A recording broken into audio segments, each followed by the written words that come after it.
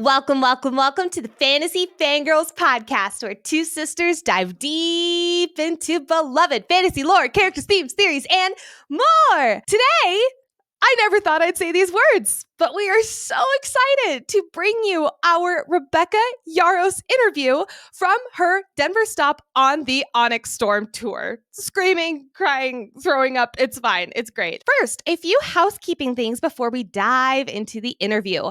Number one, spoilers for Onyx Storm. There are a few times where Rebecca Yarros in the interview says earmuffs, and you can absolutely just skip those parts if you have not finished the book. However, if you want the full experience, which we highly recommend, please listen only after you have finished Onyx Storm. We don't want to spoil anything for you. Next, we were so fortunate to get special permission to record this audio from Rebecca Yarros and her team. We are still baffled and so excited because this was not a normal instance with her tours, and we feel so honored that they trusted us to get this recording. However, if you want the video clips of this interview, because remember, what you're about to listen to is just audio, please head over to Fantasy Fangirls Pod on Instagram or TikTok, and you'll see a bunch of video clips on there with crazy reactions, Rebecca's amazing facials, all that good stuff. And to round this out, Lexi and I this weekend, Saturday, February 8th, are doing an all things Onyx Storm and Rebecca Yarros tour Q&A just for our fantasy fan club. This will highlight our experience interviewing Rebecca Yarros and the behind the scenes, as well as some of our theories with context from this interview, because wow, our heads were spinning. So if you would like to join us on this live Q&A, head over to fantasyfangirls.com/fan club or click the link in the show notes. The Q&A is available for all 3 fan club tiers. And now, without further ado, it is time to head to the Paramount Theatre and interview the wonderful, the incredible, the gracious beyond all belief, Rebecca Yarros.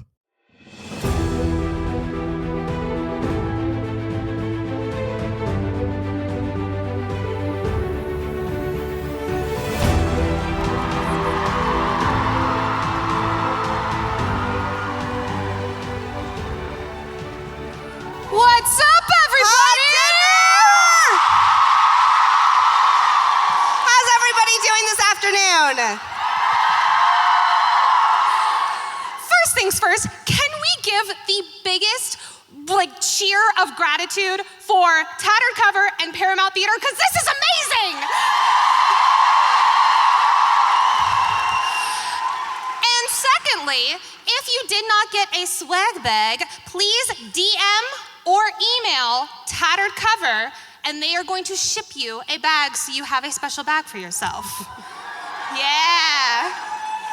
And now, welcome to the Onyx Storm Tour, where we of Fantasy Fangirls and you, incredible audience, interview the one, the only Rebecca Yarros!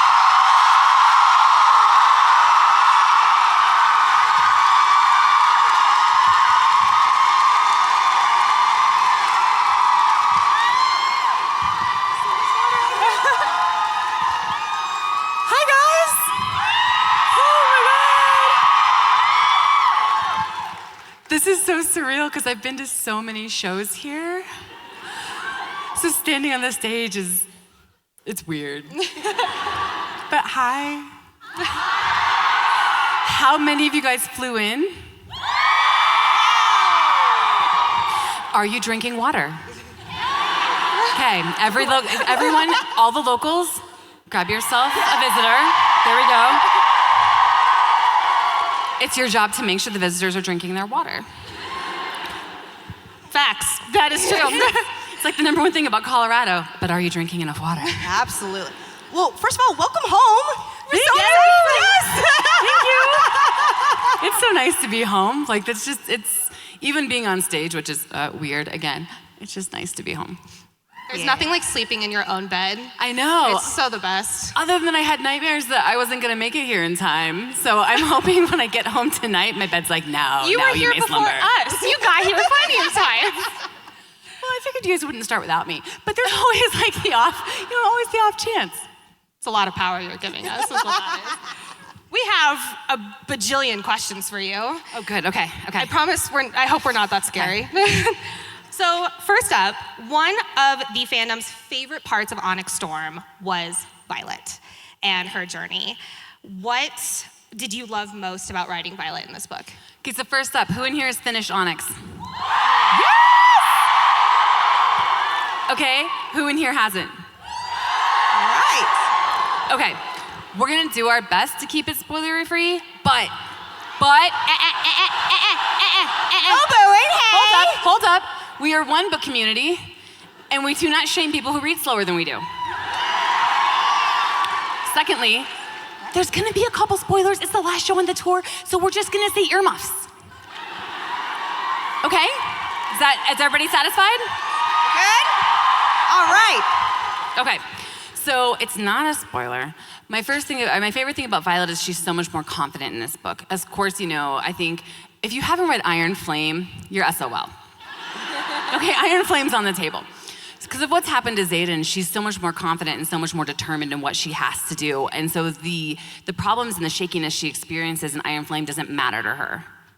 Are those broccolis?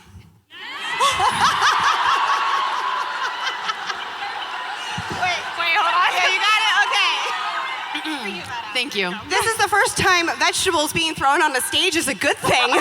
I'm like, you guys know I have ADHD, right? You can just derail this whole thing. So let's just, okay. So thank you. Thank you for my broccolis. So yeah, my favorite thing is how confident she is, and that she has she's realized, and spoiler or not spoiler, they can't punish her. They can, but they can't really, because what are they gonna do? She has Terran, she has Andarna, so that's my favorite thing. Love it. I loved her so much. In fact, she became our favorite FMC. Instantly. Yeah. Yep, absolutely. All right, that was the easy question. We are dying to know Daddy Atos's, Colonel Atos's signet.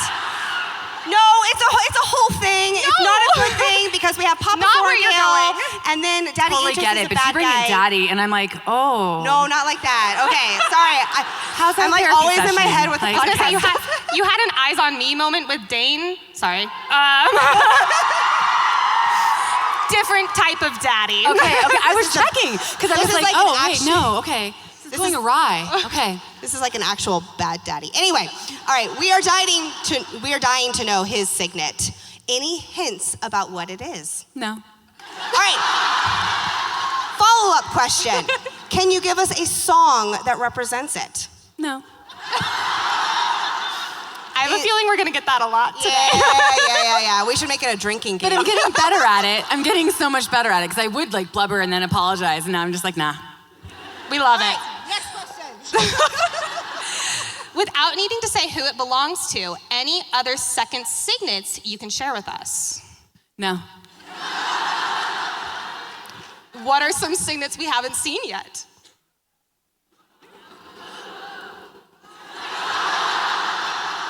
We got a reaction. Peer pressure. No. I think because I'm right at the drawing back where I haven't started plotting book 4, like I know what's gonna happen. So I'm not gonna get like, one, I know you guys have a good time theorizing about things, and I'm not gonna like steal your theorizing fun. Do you know what I mean? Thank you. But I have a whole wealth out there, so I'm not gonna narrow them down yet. But just imagine what you could do with magic and then have a good time with it. How about this? Okay, follow-up to the follow-up question. Is there a reason we haven't seen it yet? Yes, because you only see the world through Violet's eyes, except for earmuffs, when you don't.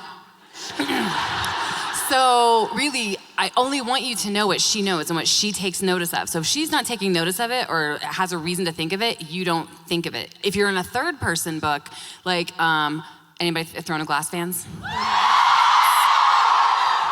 Fuck yes. Oh, I swear. Just so, in case you didn't get that from like the first page of Fourth Wing. Yeah, and it doesn't change that I have a kid here in the audience. I still swear. And he's like 15, don't stress. I've heard him gaming, okay? I know what happens there. But third person, you get to know so much more. You might know things that the other characters don't, but in first person, you only know what Violet does. And the second I tell you, it is automatically in her brain and goes into her train of thought. Makes sense. Yep. Also, why the map is like it is. Yes. The map is like it is because it's supposed to expand as Violet's knowledge of the world expands. It is not You guys have no idea how much you scare me when you murmur. Okay? And it's not fully, earmuffs. It's not fully expanded because we thought it'd be too spoilery. Yep, exactly. All right. Stop murmuring. It's like a threat. Okay. Give us the tea. What's some of the interpersonal drama between the first 6 besides Lyra disagreeing? Wouldn't you like to know? Come on. I think about them a lot. Me too. I think about them in many ways, that if I were to tell you their interpersonal relationships, maybe it wouldn't make other things as fun. Because I come from a world of interconnected standalones, where when you look at a secondary character, you think, what's their history? Who are they? What's their story? So we are going to get more. Maybe. All right. Why did Jack Barlow know about feather tails before threshing? Because up until then, they just hadn't bonded. So everyone knew that feathertails existed. They just didn't know that they were children, because that's what was protected by the Empyrean. So they just knew that they didn't bond, and they were anti-war, which kind of comes back full circle. It's so weird when you have, okay, when things happen on places. So that's like a kind of like a known fact. Well, so follow-up question to that, is it connected to the Venin by any means? Because that's a theory out there. I don't listen to theories. I know you don't, that's why I'm telling it to you. But what's the theory? The theory is that feathertails are Venin? It's that Jack was like in a, I'm gonna really paraphrase it, but it's basically that Jack was in a Venin horde of people before coming to Bezgaeth, and he got all the tea about the feather tails and all that kind of stuff. So when he got to Bezgaeth, he was like, oh, I know things. And that's why he wanted to kill her. Cool. No. All right, there you go, everybody, we got something. I'm so sorry. It's why I don't go in. I also sometimes I'll see it'll be like Empyrean theory, and I scroll immediately, because I'm kind of scared I'll go in there and disrupt your joy and be like, nah. Be like, I see your points, you very well thought out, nah. But I want to leave you your joy. Thank you. Yeah, this is fun. All right, I know we're kind of going really rapid fire here. Because I speak really quickly. So do we.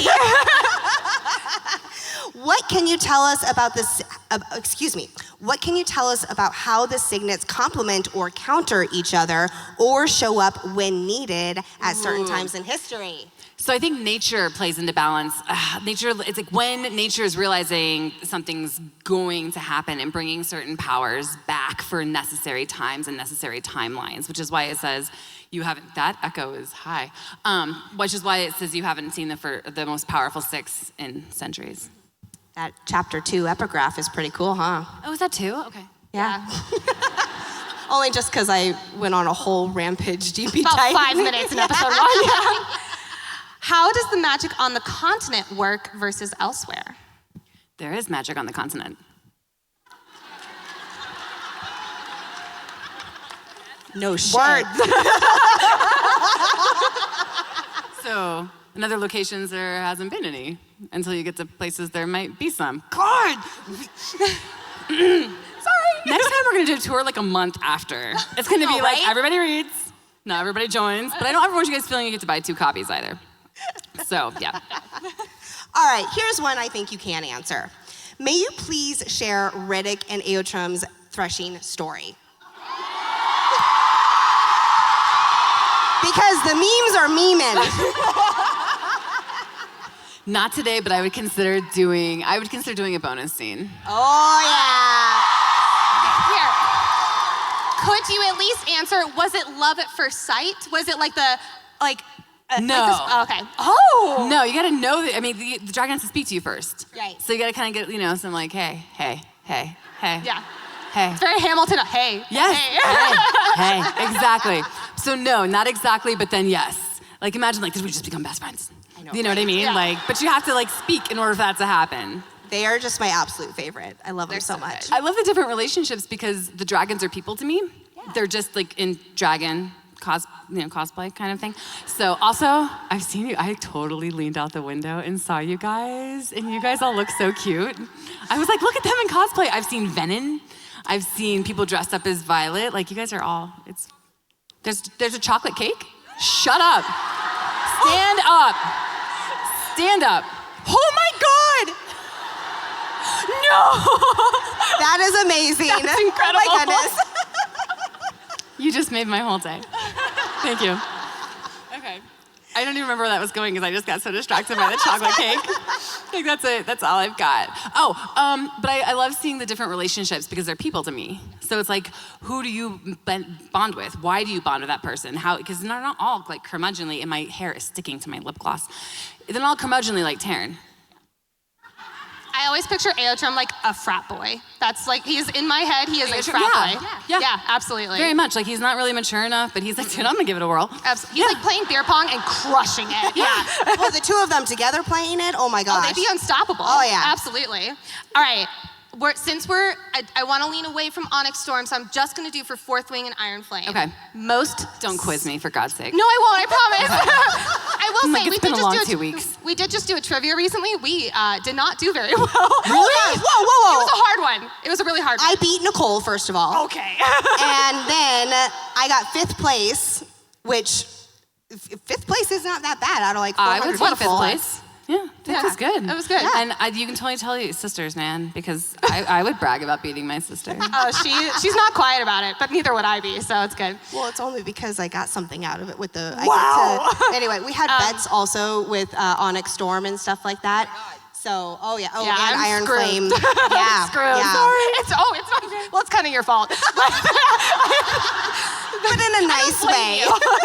All right, most satisfying kill of Fourth Wing and Iron Flame. What did I say about the murmuring? Varish. Yeah. Yes! Yeah. Just because, like, I knew where that was going. So when I was writing Fourth Wing and I knew how Dane's arc was gonna go, I knew that was coming. And so I was preparing for that moment, and that moment for how Dane, when you read it one way, it looks like he's gonna kill Violet. When you read it the second way, knowing what he's really saying is, if you had just trusted me, none of this would have happened. If you just trusted me, in his head, he's like, Liam wouldn't have died. All these things wouldn't have happened if you had just trusted me. So it's written. Killing me, Smalls. So it's written so you can read it both ways. Yeah. That really tripped me up. I remember reading that. It was like 3 o'clock in the morning. And I'm sure you're familiar with our GFDD. And after that, it was like, oh my gosh, everything just flipped on its head. Like, what do we call him now? Golly freaking Daddy Dane, but in a good way. Really? Because I thought it was Onyx that did that. Suddenly I come out of Onyx and there's like all these like memes that I see. I was like, holy shit, what's going on with the fandom now? I was like, here it's Hate Dane, now you want to jump him? I'm not sure where it's going. I'm very confused. I have feelings. Daddy Yeah, Dane. exactly. All right. Can you please give us one character besides Jasenia who is safe for the entire series? Absolutely not. Okay, how about Broccoli? I'm not gonna kill a cat. There you go. Okay. Broccoli is safe. I'll kill a dragon, but I feel like cats are off, It's like killing dogs. Yeah. You don't kill dogs. You know what I mean? You also don't kill dragons. I would think Fourth Wing would have taught you otherwise. All right, so as we are reading, which epigraphs do you hope we pay the most attention to in Onyx Storm? Dude, all of them, because I stash so much fun stuff. You do. You really I do. And I was just saying backstage, like my favorite, because I think I'm funny, and I'm really not. Like I'm not like a humor writer, right? Like I could never write a rom-com. People would end up dying. But I love that Panchek writes a memoir as a lieutenant, and then he writes like a second one. Because like, what the hell do you know about life as a lieutenant? But this man's like, I have enough to fill a memoir. But the epigraphs really are like my most valuable space, either to bridge time or to remind you of characters that aren't there, or to keep romance alive in a chapter where perhaps you don't have both your characters on stage, or just hide stuff. Is it always really important with the chapter that each epigraph goes to? Or like, what would you say the percentage is of it applying specifically to that chapter? It usually has something to do with the chapter, but then it usually has a double meaning. Right, yep. Yeah. Oh, don't we know? All right, this one's a tiny bit spoilery, so earmuffs for anybody who has not read like halfway through Onyx Storm. Very light. Why did you choose each of the Zanal gifts for each person? Or at least a few of them, please? One. No, more than one. No. I'm sure you would love to know. However, so I laid those in there for a purpose. All right. We have 2 more books, okay? 2 more books. I guarantee you this is gonna be a no, but I have to shoot my shot. If one was to wonder about a new family member, like a brother, what might you wish we pay attention to a little closely? Ah, man. I would pay attention to who's missing at the end. I would pay attention to someone who feels like whatever they have been given is not enough. Which is always the case when you turn Venin. When you turn Venin, it's always because you need to reach for power beyond your own. You weren't given enough power. Like, it's always the... It's not a spoiler. For God's sakes, did you read Iron Flame? I am so happy that you just gave us even that little bit right now. Thank you. Anytime. All right, everybody, we're done. We're good. No. That's it. All right. Can you give us some insight into how Kaori's records for dragon and rider bonds are incorrect? So what makes you think that members of the Empyrean always give their correct name to give to the rider? Or what makes you think the riders aren't aware that it's a different name? It's the rider that tells you the dragon's name for record. So they're like, my name is blank, but don't tell them it's actually this, like, little sneaky secret? Wait, the dragon? I'm sorry, there's an echo here and I can't always hear everything. So when the rider appears after threshing to give the name to the person who's recording the bonds, it's the rider that says the name, not the dragon. That is something that will keep me up at night tonight. So Thank you. Xaden does not have a mysterious grandmama who had some kind of crazy affair. Oh, well, I mean, I'm not discounting that. All right, RX Signet, we won't say what it is, but did it manifest before or after the Quest Squad? Before. Sorry. Before? Like Iron Flame No, before? like Onyx, but he doesn't know. He doesn't understand what's happening. Okay. All right, but before Is that like a Quest Squad. reread and parse through the Yeah, text? I'm sure if you go in there knowing like you're looking for it, there's a couple things he says where he's just got like, gut feelings. Love that. We will do that. Listen, we're in Colorado and this is my home and spoilers are gonna happen. I'm sorry. We won't share the last page of the book. How's that? No, but it was my favorite. Well, and the way that it was formatted is it's like then you like flip to the next page and it's like Okay, that wasn't intentional. That was not intentional. So what happened was I was asked because, one day I swear I'm gonna do like a podcast on publishing and what actually happens like behind closed doors. Because it's a business, right? And you guys only see like this much. So I was asked to write it around 200,000 words because Iron Flame is substantially longer and it depends on how many books you can put on this shelf. Okay, it's called like a pocket, like the size of the pocket. I went over. So because I went over, and we took chapters out, trying to cut it down to that. Are they going to be in the next book? No, because we shifted something. It's a what? Oh no, because it would change because we changed the plot in order. We had an entire chapter. I guess you guys only people know this. We had an entire chapter of the squad going for Mr. Sorengale's, as I'm like kind of calling Papa Sorengale, research. yeah. Which, by the way, that was a bet of ours, and I won. So the entire squad was going for that, and then it was decided that could go and just have Dane give it to her, because it was important to me that Dane gives her the research, because that's part of his character arc. So, and he was on that trip with the whole squad to go get it. But that got cut for sake of space and time. And so what happens is formatting, they try to fit all these words onto these pages because I went over.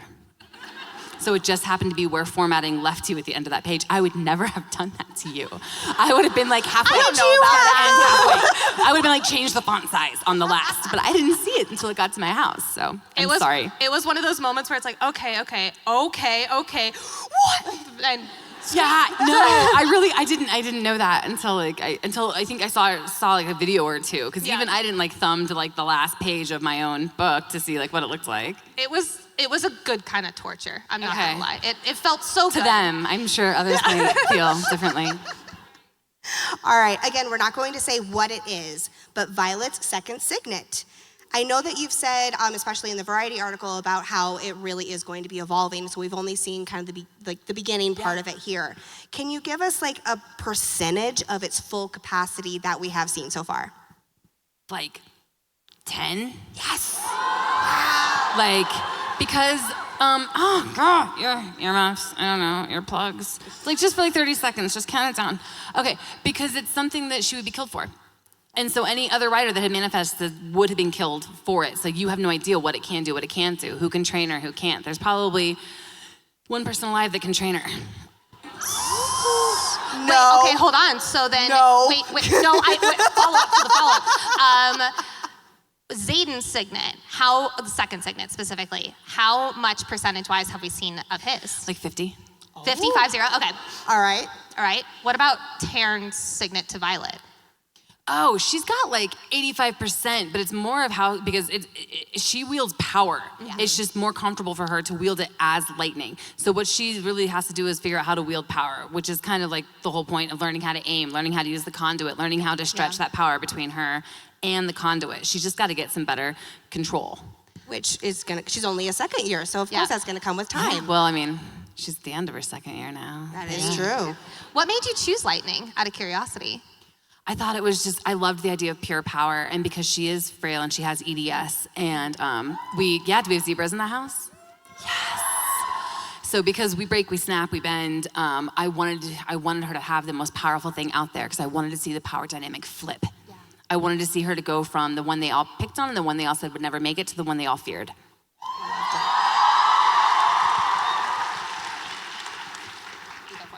All right. Was this the first time Venin have infiltrated Basgiath disguised as scribes? No. Yes! Right? I'll let you take this. See, I'm giving you some things. You are. Okay. I highly doubt I'll get this, but I'm gonna shoot my shot again. Is there a suspicious reason then why Nasia was always asleep in Iron Flame? Dude, bro's just narcoleptic.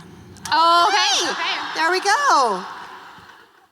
But no, it wasn't the first All time. right. It's a very rigorous course of studies. Like, I mean, being a scribe is just, I mean, I'm a history major, right? So like when you're a history major, yes, for all the historians. I think we're forced to read so much, right? That I think he's just tired. Yeah, Nicole. Like he just disassociates and falls asleep. So in Iron Flame, there is a moment when Violet sees a scribe with their hood up, and it's right before she goes into battle brief, and that is when everything's all crazy with Devera having. Was that? I thought that was always a scribe like helping her with that, but was yes, it? You're correct. It's a scribe helping her. It's a scribe helping get the news things disseminated. Cool, yeah. Yes. About Zolia and all that. Have we seen a scribe who is actually a Venin on the page previous to Onyx Storm? No comment. All right. Is it Markham? I know. All right, we'll do a few more of us, and then we're going to turn it to your audience questions. I will say, which I are think amazing. it's fascinating for people who are still evil without going Venin, though. Yes. Yes, I don't think Venin is like, and now you're evil. I think people just have a natural degree of good and evil. Yeah.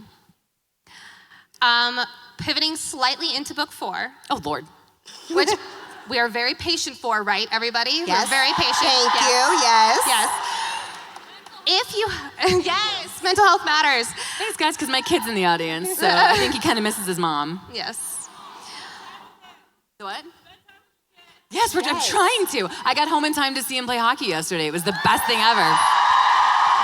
And they won, too. And they won, yeah.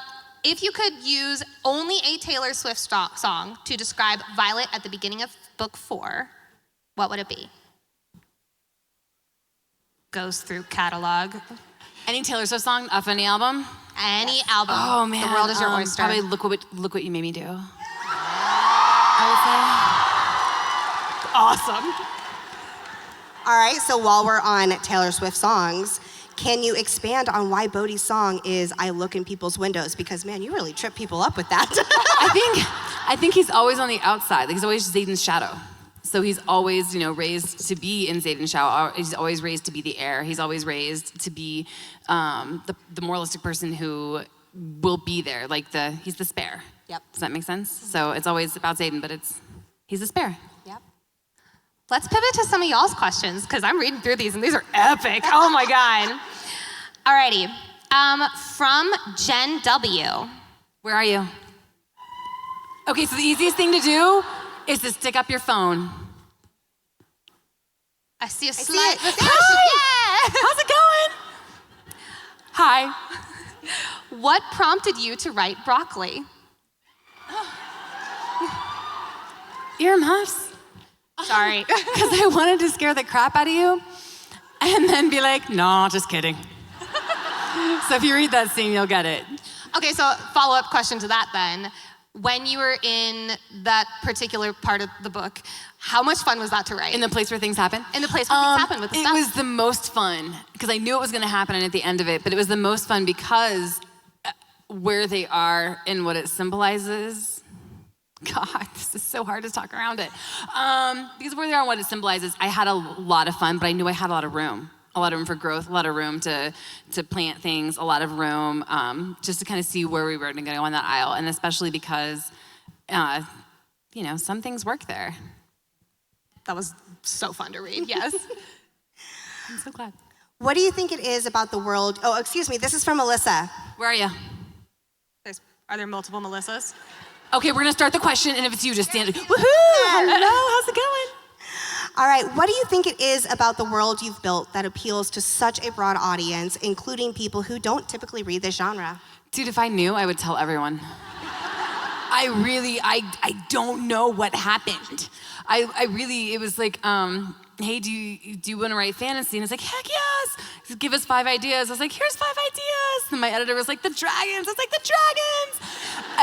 And then I look up like 2.5 years later and I'm here. I don't know. I like to think it's inclusivity. The what? What? Oh, yeah, no, not gonna happen. But good try. Yeah, but I'd like to think it's the inclusivity. Part of me thinks it's just dragons. Like, I'm there for it, but I wish I knew. Hot men. Well, I also love... Can I expand on that? Go for it. Because also, not only with the dragons, but how the dragons have such personalities too. Yeah. Where in other books, as much as we love the dragons in them, they are kind of, I don't want to say like the pets, but a little bit more like that. And in this way, it's like, it's such a different dynamic and it's so much fun. The humans are the pets. Exactly. Yes. Which is like, The what? dragons That's are so the cool. superior beings. They only tolerate humans because they have opposable thumbs and can wield signets. I'm serious. So it's very much like the humans are the pets. Like, look at my little guy, check him out. Like, it's very much that. So then what does that make broccoli? What's that make broccoli? The pet of the pet? The pet. Amazing. Asking the real questions here. All right, from Molly, what would Taylor Swift's signet be? I do not tell the queen her business. That's between Taylor and whomever she bonds. Okay. Really quickly, where's Molly? Oh yeah, where are you? Hi! We're gonna shoot our shot here with Kaylin O'Brien. Where are you? Don't be shy. It's just Wait, us I and- hear a... Where? Phones. There we go. Yay! Hi guys. Hi. But say it's just us and TikTok. It's fine. Tell us about The Ring.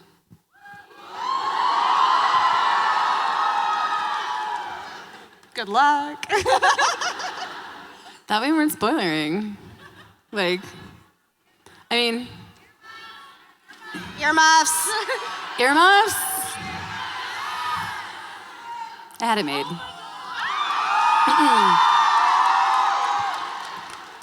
Can I ask a follow-up to that question? Yeah.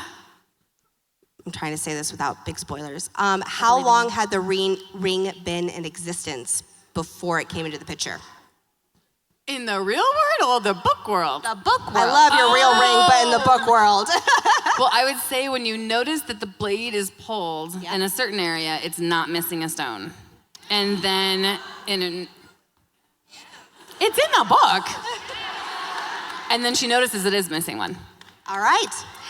From Erin, who is your favorite god/goddess? And I'm gonna add, and why? someone say Taylor Swift? And that's from Aaron. Aaron? Aaron! Hey! Hi, Aaron. That is the God we worship, yes. Who's my favorite? God, probably Malik. And why? Because he's just, you meet him and you're done, I think, because everyone kind of fears him. And I kind of love that everybody fears him, so I kind of find that a little hot.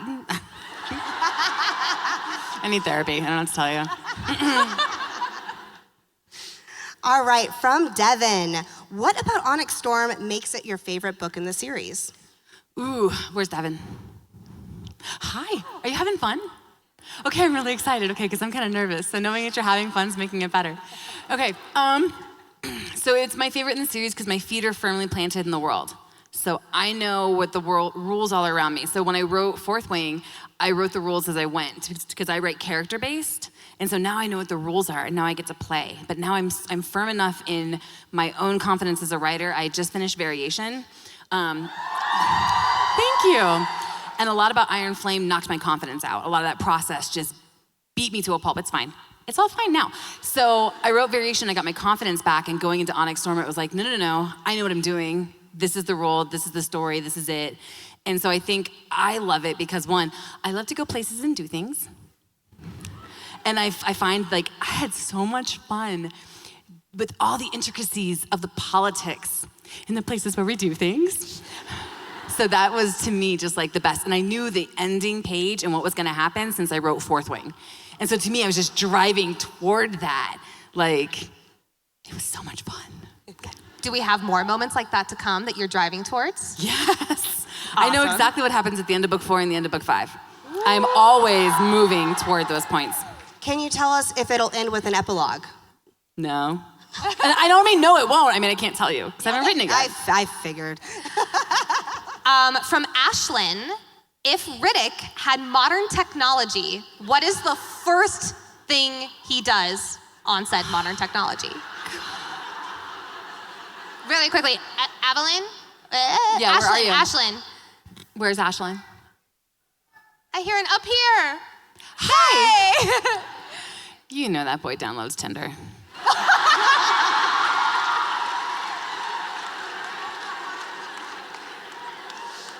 Like, I don't even think he waits for like the Ethernet to be installed in the house. He doesn't wait for Wi-Fi. He's using straight up cell signal. Okay, what would his first photo be on Tinder? Like of the 5 or whatever that you get? No, I think it'd either be a picture of him in Quest Squad to be like, oh, or it's like a picture of him in Aetrum, like selfie-wise. You know what I mean? Like you just get like one of Aetrum's eyes. I actually have a quick question about Quest Squad. He had asked about, I want a patch out of this. Yeah. What would the patch look like? I think that's gonna be in another book. Oh. Did you really think I was gonna put them through that and not give them a patch? Come on. Deserved. I think it might look like a map section. Oh, I lost it. Sorry. She got locked out of my phone. Hold, please. There you go. Thank you. Oh, I love this question from Michaela. If someone wants to read your other books, which book would you recommend they start with? Where are you? Michaela. I heard hi. Hi, I can't find. Hi! I mean, do you want to cry or no cry? You want to cry? I worry about you. Okay, if you really want to, if you really want to cry, you're gonna go for The Last Letter or The Things Leave Unfinished. Okay? But I do feel as though it's like those of you who get caught in the Fourth Wing to Last Letter pipeline, I just want to be like, are you okay? Because you went directly to my saddest book ever. So, and if you don't want to cry, I would say in The Likely Event, Variation. If you like interconnected standalones, go back to Full Measures. Mm-hmm. Anytime. From Sydney, is there a character that you were writing and you just knew they'd be a fan favorite and you were right or you were wrong once the book came out? Where's Sydney? Hi, how's it going? I see you back there. I knew that Riddick would, only because he has the ability to look on the bright side and kind of also to say the things that we all want to say but don't. Like the things that we're like, I shouldn't say that right now. He just does. But you guys totally caught me completely unaware with broccoli, like completely. It was like I went to bed one day and then I woke up and it's just, he's everywhere. So like, yeah. Oh, he has taken over the internet. It caught me completely off guard. Like it was kind of a shock. I can only imagine someone who has not finished the book and they're like, who is broccoli? I know, and it's so funny because I wrote him at like, I think 4 or 5 a.m. because, I mean, I was working like 12 to 15 hour days. Totally unhealthy, don't do that. But those 5 a.m. ideas are either like, yes, or they're like, no. No, go to sleep and just think about what you've done. So you always have to wait till like the next day and then be like, no, that can stay. Can you share a 5 a.m. idea that was like, oh, Rebecca? No, because I delete them immediately. Oh. Like, it's usually like the last couple sentences that I'll write, and then I'll go into it the next day and be like, where's this going? Or usually it's like, were you whining or Violet whining? Were you whining because you were tired? So then I have to like delete and like kind of edit, you know? From Ashley, what has been your favorite part about the tour? Where's Ashley? Hi. Okay, so I'd have to say it's probably right now. It's honestly, because I've sat right there and I've seen, bands. So to be up here is surreal and crazy, and to have my kid in the audience and know, like, to see all of this is wild. But so that, and I love the people who bring their service dogs, and they say service dragon on them. Wait, I think there is one here. Yes?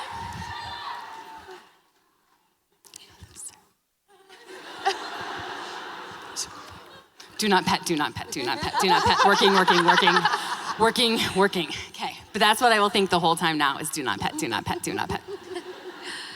From Kat, my mother-in-law was gifted Fourth Wing. She does not know anything about the series.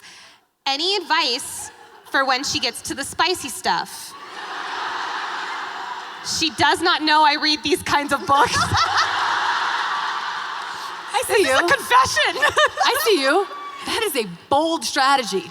Kat. Bold. Where's Kat? Bold, she's right up there. Oh, sorry. Should have phone up. It's okay. I mean, bold strategy. I would run the other direction. But then, in my defense, I would hand her like Haunting Adeline. Right? At the same time. And then mine looks tame.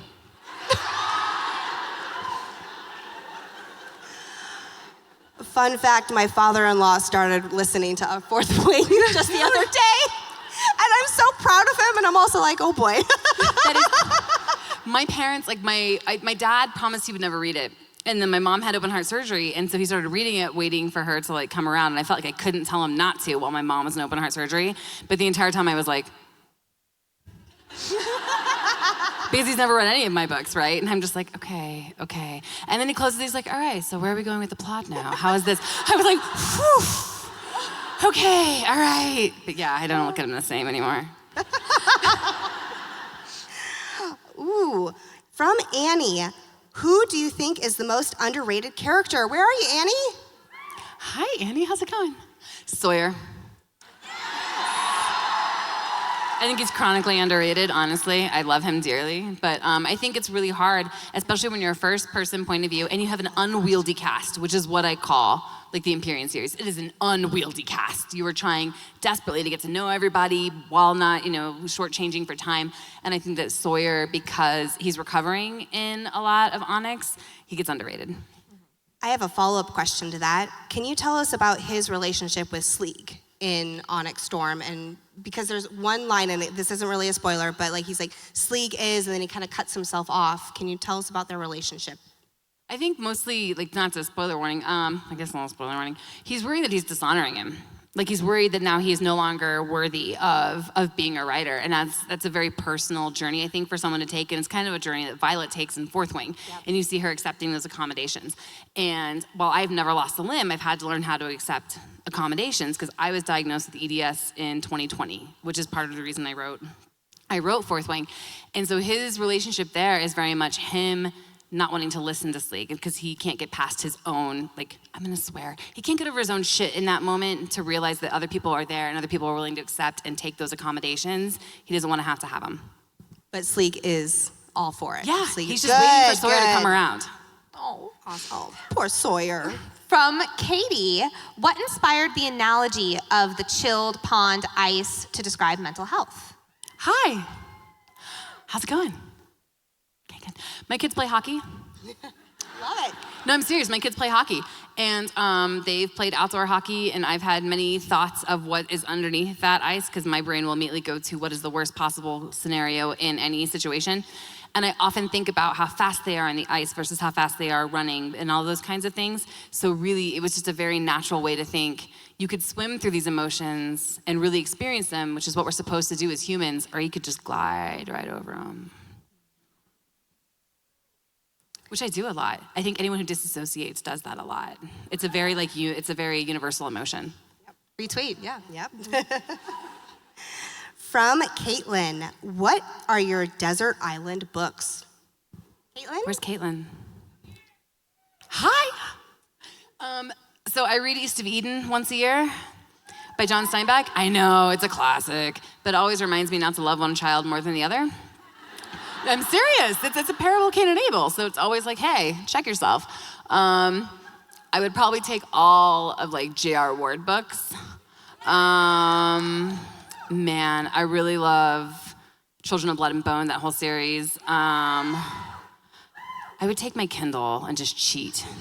I'm sitting here just going through so many, and I'm like, no, it would just have to be the Kindle. Don't make me choose. Just download Kindle Unlimited and call it a day. I would just be downloading everything before the desert island comes on, and then I would pray I have a power bank somewhere. From Sasha, you have changed so many of our lives with the books you have written. How has writing your books changed your life? And I'm gonna open this beyond just Fourth Wing. Where are you? Hi. I think it's hard to think about, lives. I know people, I don't wanna say people say that. I've been working so hard for 2.5 years that I really haven't taken my head up to look around. Does that make any sense? I wake up in the morning and I think I'm behind on a deadline, I'm behind on this, someone needs these edits. And my world narrows to my desk, and my world narrows to whatever book it is I'm working on. And so I think to pop my head up and see that you guys have made friendships and that you guys have forged communities and holy shit, you all came here. It's mind-blowing. But that being said, it hasn't hit yet. I'm afraid I'm gonna go home and it'll hit there, but it's still just holy shit, what are you guys doing here? That's kind of how it feels. And as for my life, man, the core of my life hasn't changed. It's still my husband and my children. And that is always the core of my life. Everything else just spins a lot faster. And there's a lot more people watching you to succeed or watching you to fail. And there's a lot more boundaries in place than I used to have. But it's changed, I would definitely say, for the better. I have a 2-story library now. Do you have a ladder for do you have a ladder? I do. I have a ladder. Does it swivel? It does. But here's the bummer. It's I got on the ladder, and I've told this if you've watched the other interviews, I'm sorry, you're getting a second story. I got on the ladder for the first time, and I'm literally little town, it's a quiet village, right? Yeah, all the girlies get it. But the ladder locks with your weight to protect you. So I'm little town. And then I stop, because ladder's what are you doing? I don't move while you're on me. So it was kind of the death of a dream in that moment. But I do have a library with a ladder. I have a quick question in regards to what you were saying just a second ago with seeing all of our lives changed as well. Really quick, by show of hands or by woo, who has made a friend because of this series? Who has learned something about themselves from the series? Thank you. I love you guys. It's the best stop to go home on. Really.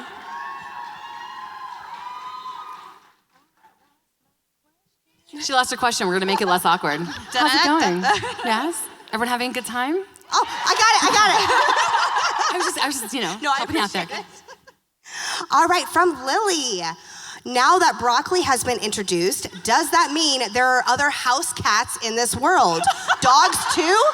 What pets did each character have growing up? Lily, where are you? This is amazing. How many questions do we have in there? Yes, I think it would definitely show you we have domestic animals. Everyone knows we have sheep and goats, right?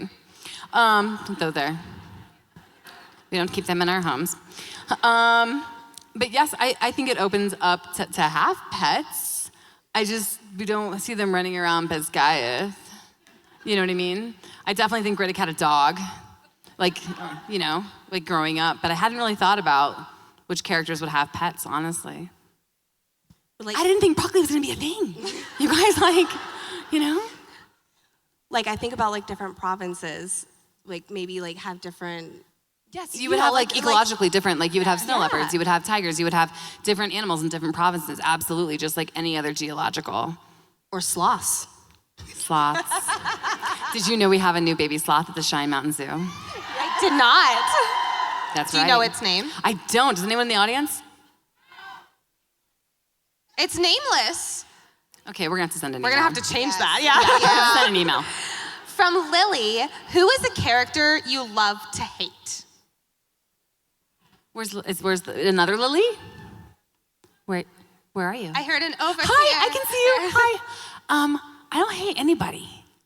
I don't. I think everybody, except for Varish. I hated Varish just because he's two-dimensional in his hatred and his need for power. But everyone else has a reason for what they're doing. Even, you know, if you hate, you know, General Atos, you hate anybody like that, they have a reason and a stalwart belief in what they are doing and why. And I think if you don't have any villains or any people that you don't like in the series who don't have a reason why, it's two-dimensional writing. Can I ask a follow-up question about that? No. Jack Barlow? Yeah, he has a reason. Okay. Does a little part of you love Jack Barlow? It's not that I love Jack, it's that I understand Jack. How many of us are bullied as kids? Oh, he was. Oh, no, I said how many of us are bullied as kids? Bullies exist. Bullies exist in the world, so they exist in that world as well. I mean, I was bullied relentlessly for being intelligent when I was in junior high. I just haven't given the names of those kids to my husband. So, nor are they in any books. I know. No, we don't do that. But I think that bullies just exist. Yep. All right. Real quickly, I just want to ask if I can ask that question. Is it about my sex life? No. Don't. You would be amazed at how a bunch like advice for a spouse going. Okay, go ahead and ask it. Yep, absolutely. Do you have any advice for a spouse going through their first deployment? Also, thank you for creating the world that has been allowing me to escape. This one's from Mariah. Mariah, where are you? Where are you at? Where are you at? Are you here? Are you not here? Okay, I'm gonna answer because I can't see you. I would say to hi, I'm sorry. It sucks. That's the first thing to say, is it just really sucks and I'm sorry. What got me through, I can't tell you what's gonna get you through because everyone does it differently. Some people need more people, some people need less people. Some people need to stay busy, some people need to not be busy at all. I gave myself one good day to wallow and hate the world and hate everybody. And then I took a shower and I told myself when I was showering off all of that. And when I got out, it was time to get to work and time to live my life because he was gone so often. I read. It was reading that got me through deployments. I had the unfortunate circumstance of having a husband who was injured, which made it really hard to sleep at night because, you know, notification hours are what they are. So I read. And if that is your escape, then go into that escape and read. And when you start to worry and you start to have that anxiety and you start to look for cars outside in your driveway, read. Do what it takes to get you out of that mindset, because the second you start spiraling into that mindset, it takes so much to pull out of it. Yeah. Yes.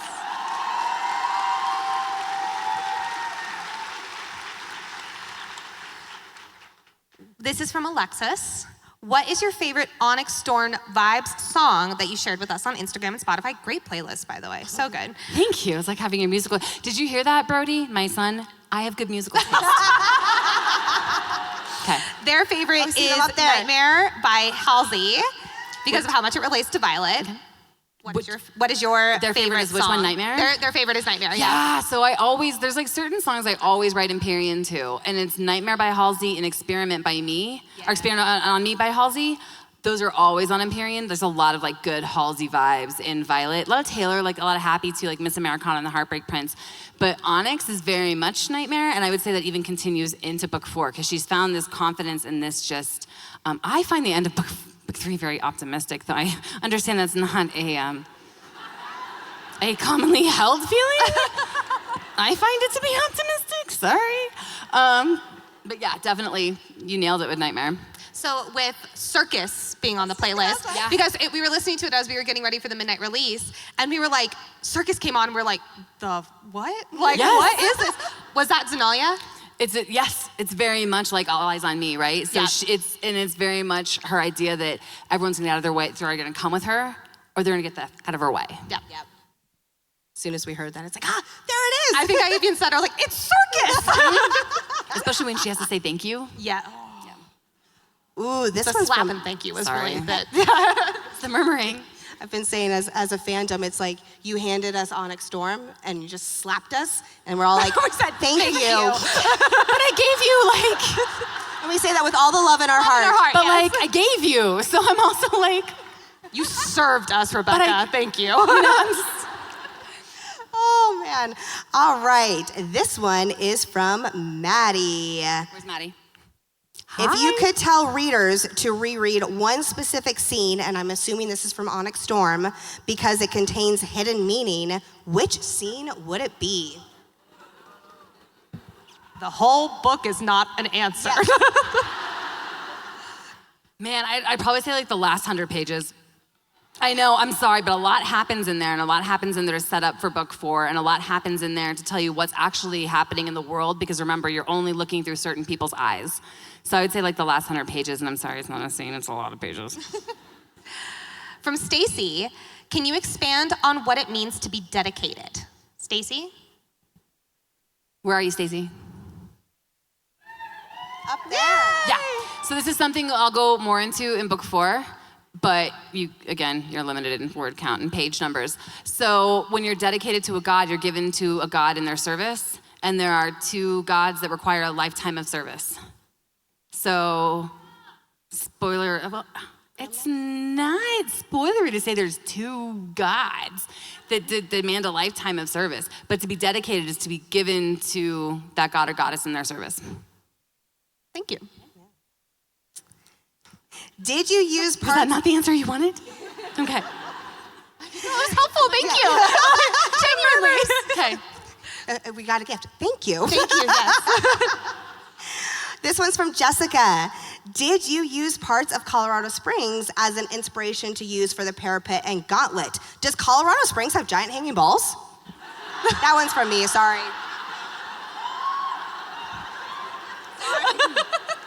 I think Colorado always plays into it. My office looks at the mountain. We live on the Front Range. I love the mountains, and I love our topography and our geography and how we have the plains, and then we have the Front Range, and we have the valleys, and we have the high plains, and we have the rivers and the waterfalls. We have such beautiful scenery, and it really plays into Biscayeth, but it mostly plays into Orisha. Is really honestly, like, I love the mountains, and it's where I feel like I'm at home. So it comes into my writing. I love Colorado too. Colorado's If you're not great. from here, you should be, but you should also be drinking water. Yes. Okay? So I have a follow-up question to that.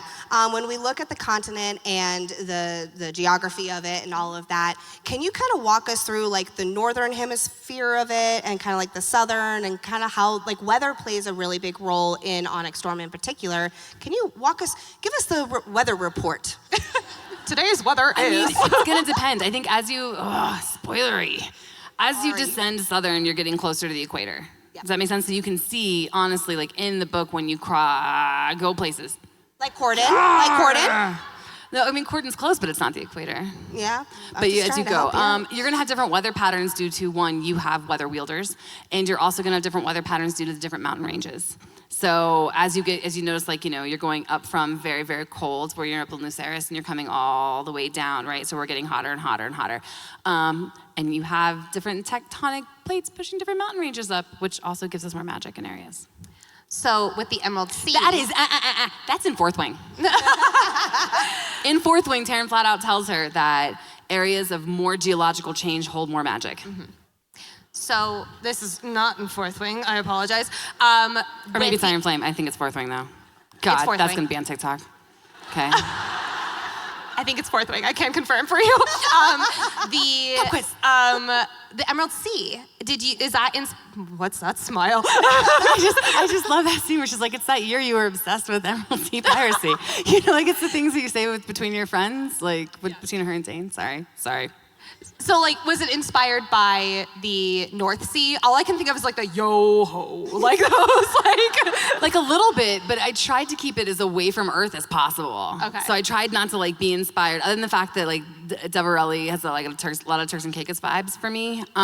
Just not with the topography, but the watercolors, because but it's kind of got like the yo-ho, because people don't come back.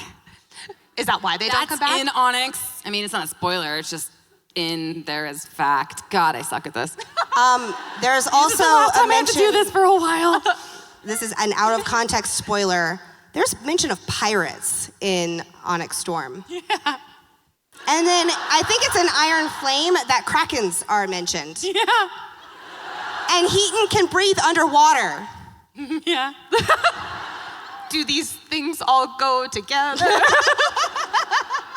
I mean, I haven't written 4 and 5 yet. Could you give me a chance? Yeah, you know what I mean? I always lay things in there to go back and use, or maybe not go back and use, but I like to build worlds and put lots of world building in there that either I'll go back and use, or I might use, or I might not use in this series. All right. That was cruel. I have one more question that's totally unrelated. That should feel hopeful. We have 2 more audience questions, and then we've got some closing questions. But this is from Caitlin. What else can we do to support, and I'm gonna just assume this is underlined and bold and italicized, support you as an author? Oh, dude, that's kind. Where's Caitlin? Where are you at? Are you in here? Are you in? Caitlin? I hear it, but I can't see it. Yes, hi. Oh man, just read other people's books. No, I'm serious. Have a good time. It's gonna be a minute before I get back to Empyrean. I don't mean like don't freak, okay? I'm not gonna like run away and just leave you hanging. I just wanna work 8-hour days and not 15. Yeah. So while I am working 8-hour days, go read other people's books and fall in love with other authors, because I can't write 365 books a year, but I know some of you can read 365 books a year. And I want you to look out for marginalized populations, and I want you to look out for other voices that you wouldn't see. So go read other books.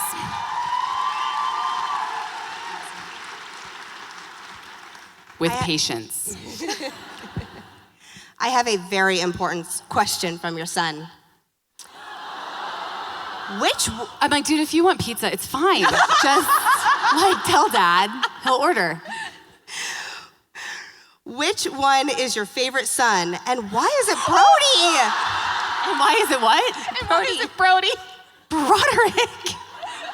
I don't even know where you are in here. I don't know if I want to know where you are in here, because I don't want you, Yes. My favorite child is who? Who is my favorite child?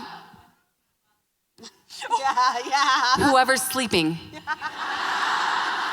Okay? Never gonna change, baby. Never gonna change. That's my rule too. All right, some closing questions. Okay. First and foremost, you have been amazing. Thank you so much for, no, seriously. Thank you guys for interviewing. You have been incredible. The TV series. Yeah. What can you tell us about it? Oh my God, everyone's It's gonna be a excited. thing. We know that, but what else? I can tell you, I've read the pilot, I've read a couple drafts of it, it just gets better. I can tell you that the lines that you guys love are there, and a lot of the dialogue is the same, and every time I read it, it's like I'm getting like an A on my report card. I'm like, she kept it. I can tell you that Moira Walley-Beckett is brilliant. She is absolutely brilliant. Not only that, but she's taken the time to come out to a signing to Vancouver and meet some of the readers and meet you guys. She knows what's important. She knows what you guys love, and she's capturing the essence of that. I'm just really glad it's in her hands. And I'll let you, as soon as I know more, you will know more. But there are stages that we go along, and we're at a very fun, exciting stage. And confirming, I know you said this in the Variety article, but they don't even have a casting director quite yet, correct? Stop casting people. Yes. No, we're not there yet. And my only caveat, and Moira fully supports me in this, is Xaden isn't white. Okay? So please, I love you. I love hearing from you. Please stop sending Theo James my way. Okay? Okay. Okay. And we're like 20s to 25s. Like just, okay. Theo James is a beautiful 40-year-old. And No, he'll stay right? a beautiful 40-year-old. I know. But Zayden isn't white, so let's just keep that in mind. Is there a chance we might get sprayed edge special editions of Fourth Wing and Iron Flame someday? Do you mean like, the... Like matching edges. Okay, so like sprayed, is that you guys... So, okay, I have a thing where I'm against special editions. Don't mock. I always feel like I don't want to ever make you guys buy more than one copy of a book. It's just something. But you guys would want the dragons? Okay, I can tell you flat out, I won't say allow, because that sounds like really diva-like. I would never encourage my publisher to ever put out another print run of the first edition, only because I feel like the people have gone and sacrificed so much to get their hands on those books, and also don't use resellers. Don't. Like, just say no to resellers. I wouldn't. I can ask. Do you guys want like to match? Okay. Oh, a follow-up. Okay. When Instagram comes for me, okay. Well, okay. I'll ask. Would we potentially get some bonus POVs in those chapters? Ooh, I think it depends on where I'm at in my writing cycle. Okay. Because I'm gonna write a contemporary next, which is what I always do. Don't panic. It just, honestly, guys, when I'm writing contemporary, I'm always thinking about the next Empyrean book. So either I'm gonna give you a contemporary because I'm thinking about the next Empyrean book, or nothing comes out because I'm still thinking about the next Empyrean book. Make sense? It's just the way my brain cycles. But yeah, I guess, Well, in that case, if there was a scene that you would, or I'll give you like a few scenes if you'd like. Jeez. Okay. From from Iron Flame, let's go to Iron Flame. From Zayden's point of view, which would you love to write the most? Would I love to write or will I write? Would love to. I would love to write him finding out that Violet's been taken up until the interrogation scene. When he, Ow. yeah. And it's, I would love to write that, but also there are certain things that he can and cannot tell Violet for the sake of story. So I'm always careful with which Zayden chapters I pick and choose. Well, if it was dual POV in Onyx, you wouldn't have twists at the end and understanding why things work. Does that make sense? It's a better story told from one point of view to get that twisty ending. Oh, geez. Yeah, no. I know what it is. I know my publisher's excited about it. I'm excited about it. It's enough to put me back behind the keys, so that's all I'm willing to say right now. Your contemporaries are phenomenal, by the way. Thank you. Phenomenal. I like to torture people. You do, I and you do it so well. Thank you. I like to look at people and be like, what's the worst thing I could put you through? What's the worst thing? And then how could I bring you through it? That's what I can't wait for the rest of this series. You sure you don't want to tell us who's safe? Like safe? You already got broccoli. What more do you want?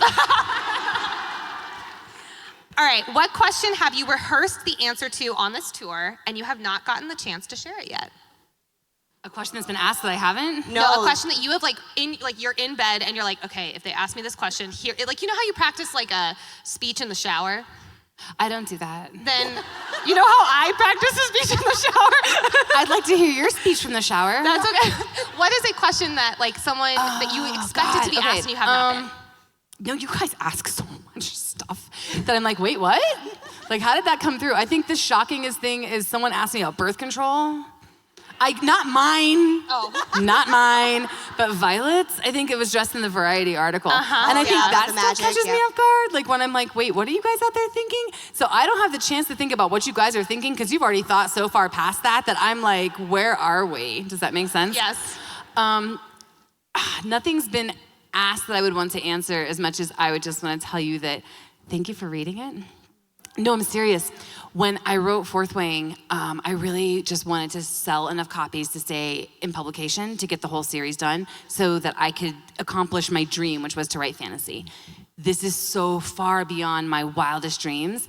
And to see like how happy you guys are, like especially going on through tours and getting to see your faces, like it gives you that oomph. And I think I said it in St. Louis, but it's felt like I've been writing for deadlines and writing for publishing, and now seeing you guys, it's like, oh, I'm writing for you. So, thank you. Thank you. All right, as we wrap this up, you have done such a phenomenal job again with all these questions and answers, and you have fed us readers, but now you're about to go on a very well-deserved break. Can you drop us like one more bomb before you leave us? Send us spiraling, please. Torture us, Rebecca. Okay, all right, gosh, this is gonna get me, okay, all right, I'm just gonna log off Instagram. Okay, I would say the first 2 to 3 songs on the Book 4 playlist would be, you guys are gonna be so confused, would be Down Bad, would be But Daddy, I Love Him, and I Can Fix Him. Are probably, and that's Spiral. I told you not to end on a downer question. Sorry, I have one more question. With the next book, could we potentially be getting more Xaden POVs? Depends on what he's doing. It really does, and I'm the what? Does he have another dragon? Third Signet. No, that's what I meant. Does he have another dragon I don't know about? Now, I'm really not into I think there's a very good reason that some of the marked ones have second signets, and it's laid in there to the, into the code, right? But I'm not about overpowering people. And I think one of the things with Fourth Wing is that you can't do anything by yourself. And if you overpower your heroes and your heroines, suddenly they can just go win a war with a finger, as opposed to relying on their friends and the family that they've built and their squad and their unit. Yep. Last one. You ready to go on a break and go home and rest and relax? I'm gonna miss you guys. I'll send you pictures of my garden, and my desk when I'm back at it. This is not so much a question. Yes, my library. Not so much a question, but more of a statement. Take the mic. Address the audience. Not to put you on, there is a spotlight on you right now, but what is something you want to tell us as a fandom who has bought 2.7 million copies of this book in 1 week? Congratulations, that's amazing. What's one last thing you want to do to address the fandom before you go on a well-deserved break? I just want to say thank you. Guys, these levels haven't been seen since Harry Potter, and the fact that you're out here selling out theaters that I usually watch rock bands play in, and you're wearing t-shirts and you're in cosplay and you guys get it and you see the characters and you're there with me. We have this collective experience, and it's wild because it's in my head, but it's in yours too. And so I would just say thank you and go hang out until I bring you back. I can't wait to bring you back and show you all the things that are coming for you in book 4, but all I can say is thank you. You've blown every expectation I ever could have had or hope or dream out of the water. So thank you.